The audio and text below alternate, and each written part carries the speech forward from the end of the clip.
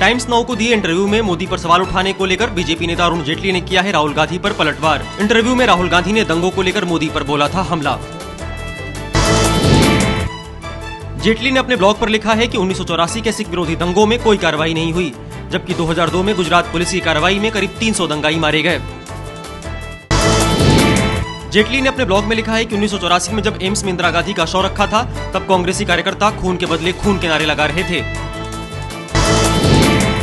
जेटली ने ब्लॉग में लिखा कि 1984 के दंगों के लिए कांग्रेस सरकार ने जो जांच आयोग बनाया, उसके अध्यक्ष को कांग्रेस ने बाद में राज्यसभा में भेजा।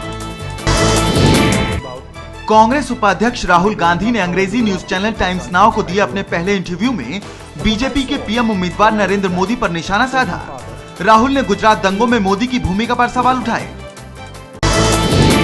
टाइम्स नाउ से खास बातचीत में राहुल ने मोदी पर निशाना साधते हुए कहा कि 1984 में कांग्रेस दंगों को रोकने का काम कर रही थी, जबकि 2002 में गुजरात में हुए दंगों में राज्य सरकार का ही हाथ था। What the Prime Minister is saying is a fact. I mean, Gujarat happened, people died. But the real issue, as far as I'm concerned, how do you accuse Mr. Narendra Modi of it? No, Gujarat happened, people died. The real issue at hand here. How is Mr. Modi responsible for it? He was chief minister when Gujarat happened. Times now को दिए interview के दौरान जब राहुल से पूछा गया कि court से क्लीन चिट मिलने के बाद भी क्या वो मोदी को 2002 के दंगों का जिम्मेदार मानते हैं, तो राहुल ने इसका कोई सीधा सीधा जवाब नहीं दिया। टाइम्स नाउ को दिए इंटरव्यू में राहुल ने 1984 के सिख दंगों में कांग्रेस के कुछ लोगों के शामिल होने की आशंका से इनकार नहीं किया। हालांकि कानूनी प्रक्रिया की वजह से वो इस मुद्दे पर ज्यादा कुछ बोलने से बचते दिखे। Congressmen involved? Some congressmen probably were involved. But have they been? Has justice been delivered? There is a legal process through which they have gone. You admit some congressmen were probably involved. Some congressmen have been punished for it. Jaitley ने blog में लिखा कि 2002 के दंगों को लेकर मोदी को जांच का सामना करना पड़ा, जिनमें सुप्रीम कोर्ट की तरफ से बनाई एसआईटी भी शामिल है, जबकि 1984 के दंगों में ऐसा नहीं हुआ।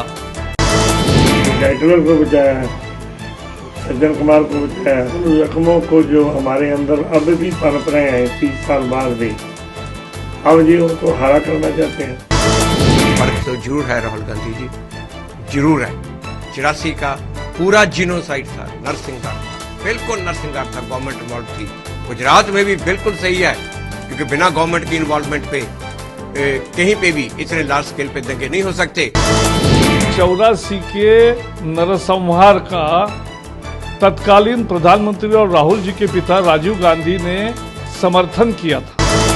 कांग्रेस पार्टी रिस्पॉन्सिबल है 84 के भी दंगे के लिए, कांग्रेस पार्टी रिस्पॉन्सिबल है 89 के भागलपुर दंगे के लिए भी, और 2002 के गुजरात दंगे के लिए भारतीय जनता पार्टी की सरकार रिस्पॉन्सिबल। दिल्ली के दंगों में कांग्रेस ने और कांग्रेस के प्राइम मिनिस्टर ने माफी मांगी थी, लेकिन गुजरात के चीफ मिनिस्टर ने और मोदी ने आज तक माफी नहीं मांगी। ये बेसिक डिफरेंस है।